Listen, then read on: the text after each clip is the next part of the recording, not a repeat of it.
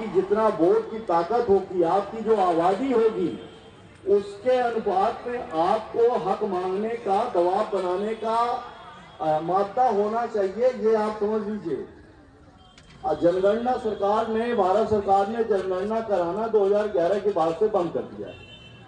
अभी तक जनगणना नहीं हुई, लेकिन जो पुराना फिगर है उसके आधार पर प्रदेश की जो आबादी है वो 7.26 करोड़ है, और जो कार्यशील श्रमिकों की आबादी, आप सब लोगों को जो काम करने वाले लोग मिला के उनकी है 3.25 करोड़, 3.25 करोड़। मतलब आपका जो अनुपात है प्रदेश में काम करने वालों का वो 44% है। 44% कम नहीं होता है, 44% की अपनी ताकत होनी चाहिए। और ताकत तब आएगी जब आप सब लोग संगठित हो। संगठन बहुत आवश्यक है। आपको देखिए संविधान में अनुच्छेद 19 में संघ बनाने का और शांतिपूर्वक प्रदर्शन करने का और अपनी बात मनवाने का, सौदेबाजी करने का, बार्गेनिंग करने का आपको हक है, अधिकार है, संविधान में दिया हुआ है। दूसरा, आपके अनुच्छेद 39 में ये भी कहा है कि रोजगार के समान अवसर होने चाहिए और समान कार्य का समान वेतन मिलना चाहिए लोगों को। इसके कानून भी बने हुए हैं। अब जैसे आप भी लोगों का देख लीजिए, आप लोग जो काम करते हैं वही काम रेगुलर एम्प्लॉय वाला भी कर रहा होगा बहुत सारा, लेकिन समान कर्मियों को समान वेतन नहीं मिल रहा है।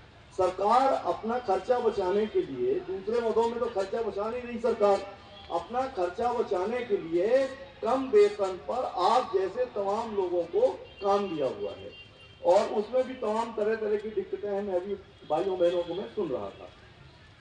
इसके अलावा आपका जो अनुच्छेद 42 है उसमें काम की न्याय संगत एवं मानवोचित दशाओं तथा प्रसूति सहायता का प्रावधान संविधान में किया हुआ है। मतलब काम की न्याय संगत और मानवोचित, जो आज के समय के हिसाब से मानवोचित दशाएं हों, वैसा आपके काम के ये परिस्थितियां होनी चाहिए।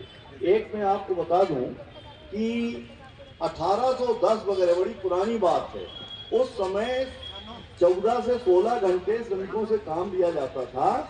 जब पश्चिमी देशों में, आपके यूरोप में, अमेरिका में औद्योगिकरण जब चालू हुआ तो 14 से 16 घंटे काम लिया जाता था। श्रमिकों के बीच में कुछ बातचीत चालू हुई, कुछ आंदोलन चालू हुआ, कुछ असंतोष चालू हुआ, तो उससे करते करते उन लोगों ने 12 घंटे किया। इसके बाद में फिर बातचीत बढ़ती गई।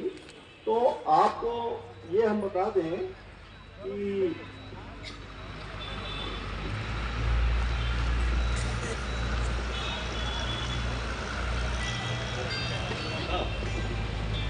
एक मई 1886 को जो आंदोलन हुआ, अमेरिका में हुआ, बहुत ज्यादा यूरोप में भी हुआ, और शिकागो में तो फायरिंग हो गई जिसमें बहुत सारे श्रमिक मारे गए। उसी 1 मई के नाम पर 1 मई दिवस मनाया जाता है। उस आंदोलन का ये फर्क रहा कि पहली बार, क्योंकि श्रमिकों के बीच में बात आई थी, कर्मियों के बीच में, कि कार्य के घंटे 8 होने चाहिए, तो 8 घंटा उसके बाद निर्णय हुआ और 8 घंटा चालू हुआ। कहीं 9 घंटे करते थे, कहीं 10 घंटे, कहीं 8 घंटे। आपको ये बताते हुए मुझे बड़ी प्रसन्नता है कि हमारे यहाँ इंडिया में टाटा इंडस्ट्री या टाटा कॉर्पोरेशन बहुत अच्छा माना जाता है। टाटा ने 2012 में सबसे पहले 8 घंटे का काम के 8 के घंटे तय कर दिए। 8 घंटे से ज्यादा कोई काम नहीं करेगा। वहीं आपका 1914 में हेनरी फोर्ड, जो फोर्ड मोटर बनाते हैं अमेरिका में, उनने आपका 8 घंटा 1914 में किया था। उसके पहले इंडिया में टाटा ने 1912 में किया था। इसके बाद आपको एक जानकारी और दें कि हेनरी फोर्ड ने उस समय 1926 में 8 घंटा तो किया ही किया, उनने सप्ताह में 5 दिन काम लेने की बात की, 2 दिन की छुट्टी। उससे उस कंपनी को मुनाफा भी बढ़ गया और उत्पादन भी बढ़ गया। उससे समझ में आता है कि अगर आपको उचित और पर्याप्त छुट्टियां मिले और काम के घंटे सही हो तो आपके लिए भी बहुत अच्छा है और कल कारखानों के लिए, सरकारों के लिए भी बहुत अच्छा है। मैं खासकर इस बात को इसलिए कह रहा हूं कि लंबे समय से मैंने देखा है कि पहले 8 घंटे में काम करने की बड़ी दुरूह और कठिन परिस्थितियां होती थी। तो जो आउटपुट होता था, जो काम का निष्कर्ष होता था या उत्पादन, वो उतना नहीं आता था। लेकिन आजकल जो ऑटोमेशन हुआ है, कंप्यूटरीकरण हुआ है, इलेक्ट्रॉनिक सिस्टम आया है, उससे आपके काम के घंटे तो कम नहीं किए गए, लेकिन जो आउटपुट है, जो काम का निष्कर्ष है, वो दुगने से ज्यादा हो गया। भैया सुनिएगा, मैं जो कह रहा हूँ, आप लोग भी काम देखते होंगे।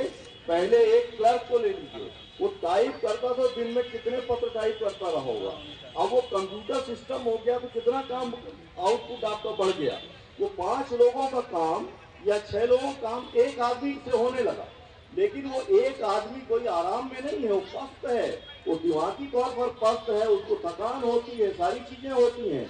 बहुत से लोगों के कंप्यूटर ऑपरेटर्स को बैठे बैठे स्पॉन्डिलोलाइटिस और सर्वाइकल का प्रॉब्लम होता है, चक्कर आता है, वर्टिगो होता है।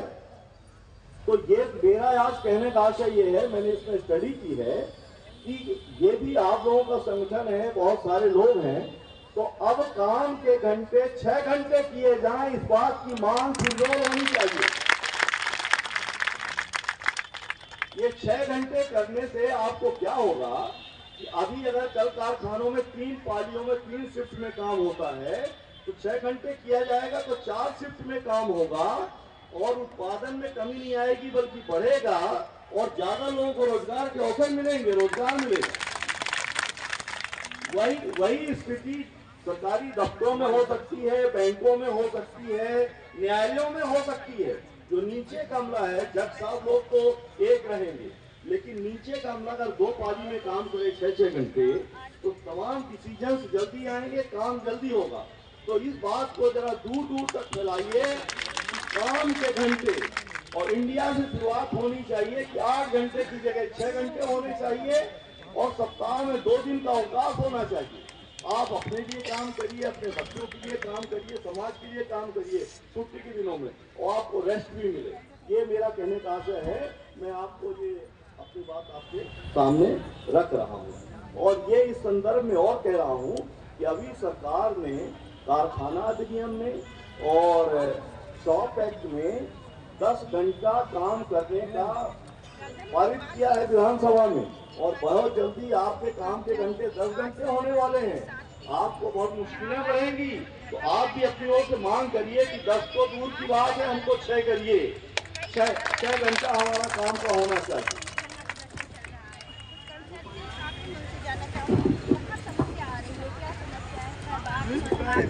आपका तो मजदूरी की बड़ी समस्या रहती है। अनुच्छेद 43 में कामगारों के लिए निर्वाह मजदूरी और शिष्ट जीवन स्तर, आपका एक उचित स्तर, जीवन स्तर, ये समय के साथ बढ़ता जाता है, घटता नहीं है। तो मजदूरी भी आपकी बढ़नी चाहिए। इस संबंध में आप सबको पता होगा कि आपके 2014 में मैं खुद एडिशनल लेबर कमिश्नर था, हमने मेहनत की थी। उस समय न्यूनतम मजदूरी आपका रिवाइज हुई थी, उसका रिवीजन हुआ था। उसके बाद में अधिनियम कहता है, न्यूनतम वेतन अधिनियम, कि 5 साल के अंदर आपका रिवीजन होना चाहिए, जिससे मजदूरी बढ़ जाती है। तो उनने 5 साल में न करके 10 साल में आपका 24 में 1 अप्रैल 24 से रिवीजन किया। तो आपकी एक समस्या वो है कि उसकी भी मांग होनी चाहिए कि हमारी मजदूरी आप 19 वाला रिवीजन दीजिए और 24 में दूसरा क्यों हो गया। उनने 10 साल में एक ही बार रिवीजन किया है और ऊपर से हाईकोर्ट का स्टे हो गया था, सरकार उदासीन थी। तो लोगों को स्टे के कारण जो फीस का पैसा है, आप सरकारी दफ्तरों में होंगे तो आपको शायद एरियर मिल गया होगा, लेकिन जो निजी मिला तो वो देखिए वो आपको मिलेगा। और डिमांड ये दूसरा नहीं, तो सरकार को देना पड़ेगा, एरियर भुगतान करना पड़ेगा, इस मांग को उठाइए। और दूसरा ये भी कहिए कि इसका रिवीजन होना चाहिए, हैं? आगे चलिए, ठीक है, आप समझिए, मौजूद समाजी से बात करेंगे। और इसका रिवीजन भी दोबारा होना चाहिए। ये 24 में लागू किया है, इसको 19 पे लागू करें और 24 के लिए दूसरा रिवीजन करें। ये बाकी चीजें मैं आपको बताइए। दूसरा, एक और मजेदार बात है कि सरकारों में सारे पद खाली हैं, कौन काम करेगा? श्रम विभाग में ही देखिए, लेबर कमिश्नर संगठन इंदौर में है और तमाम प्रदेश में उनके कार्यालय हैं, हर जिले में लेबर अफसर है। टोटल श्रम विभाग में 1031 पद हैं विभिन्न ग्रेड के, उसमें आपके 558 पद रिक्त हैं, मतलब 55% पद खाली हैं। तो कौन आपके लिए काम करेगा? ये भी आप डिमांड करिए कि सरकारों में जो पद रिक्त हैं उनको तो भरिए, पैसा मत बचाइए। आजकल की सरकारें आपका ब्रांडिंग में, इवेंटिंग में, पॉलिटिकल कार्यक्रम में भारी पैसा खर्च कर रही हैं और जो सिस्टम चलाने के लिए खर्चा होना चाहिए वो खर्चा नहीं कर रही हैं।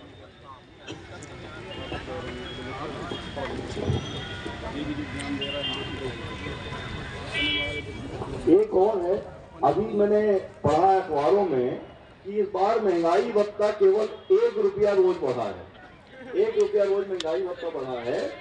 तो अब मुझे भी पहले डाउट होता था कि लेबर ब्यूरो शिमला जो है वो सूचकांक तैयार करता है।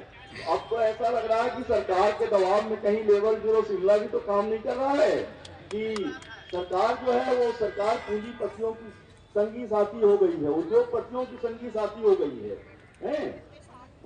मैं इसलिए भी कह रहा हूं कि आप देखिए, आपका प्रदेश में अनुपात 44% है, देश में भी यही स्थिति होगी। देश में जो वर्किंग पॉपुलेशन है, श्रमजीवियों का अनुपात 44-45% होगा और उनकी क्या हालत है? और सुन लीजिए, देश के 10 बड़े जो पैसे वाले लोग हैं, उनका जो संपत्ति का हिस्सा है, जो लाभ का हिस्सा है, सकल जो देश में कमाई होती है उसका 57%, 10% लोगों के पास है। आपको कम से कम ढंग से सारी चीजें, कानूनों का पालन हो, सब चीजें हो, रोजगार भी मिला रहे और बेहतर मजदूरी मिले, छुट्टियां बेहतर मिले, कार के घंटे अच्छे हो, इस बात की भी लड़ाई होनी चाहिए।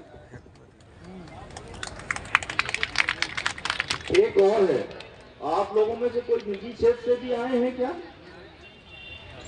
देखिए, पहले कारखाना अधिनियम में आपका जो शक्ति से कारखाने चलते हैं, जो पावर से, तो उनमें 10 लोगों के नियोजन पर कारखाना अधिनियम का लाइसेंस लेना जरूरी होता था और बिना पावर के जहां काम होता था वहां 20 लोगों पर लाइसेंस जरूरी होता था।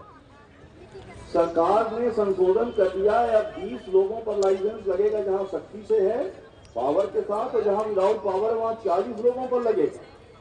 इसी तरीके से आपका ठेका श्रमिक अधिनियम है, ठेका श्रमिकों की बड़ी समस्या है। आप लोग ये अधिकांश लोग शायद संविदा नियुक्ति वाले होंगे। अच्छा ठेकेदार, फिर आप सुन लीजिए, ठेका श्रम अधिनियम में पहले 20 लोग जहां जिस ठेकेदार के यहाँ काम करेंगे उसको लाइसेंस जरूरी होता था। मतलब ठेका श्रम अधिनियम में जो बहुत सारे प्रावधान है उसका लाभ उनको मिलता था। अब सरकार ने 50 कर दिया है, 50 ठेका श्रमिक होने पर वो लाइसेंस लेगा और उससे नीचे वालों को अधिनियम के अंतर्गत लाभ नहीं मिलेगा, उससे सुरक्षित नहीं रहेंगे। ये भी मैं आपकी जानकारी में लाना चाहता हूँ।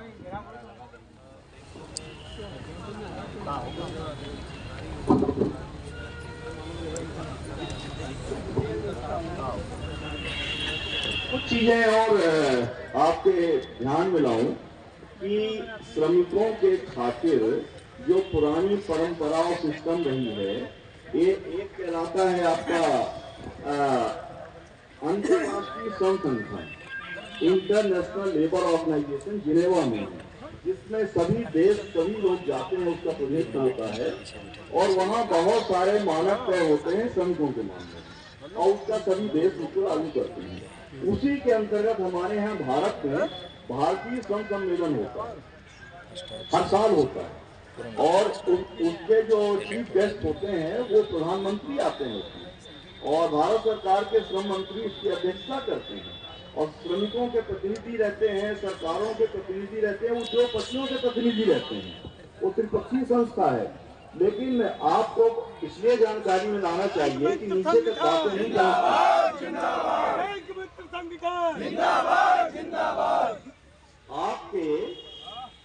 2015 से भारतीय श्रम सम्मेलन नहीं हुआ है, उसकी बैठक ही नहीं हुई है दिल्ली में। तो अब आप बताइए कि जब भारतीय श्रम सम्मेलन ही नहीं होगा तो श्रमिकों की कौन सी बात ऊपर आएगी और किस पर चर्चा होगी और किस पर निर्णय होगा। तो वर्तमान व्यवस्था जो चल रही है वो श्रमिक हित ऐसी नहीं है, बल्कि श्रमिक विरोधी कह लीजिए। ये भी छोटी छोटी चीजें हमको ध्यान रखना चाहिए। ये आप ये बताओ, जब 10% लोगों के पास 57% आय के रिसोर्सेज हैं, संसाधन है और अर्निंग है, और अभी आप देखेंगे कि आप जैसे लोगों के पास जो है लोग देश के 10% जो आय के सोर्स होंगे उससे आप आ जाएंगे।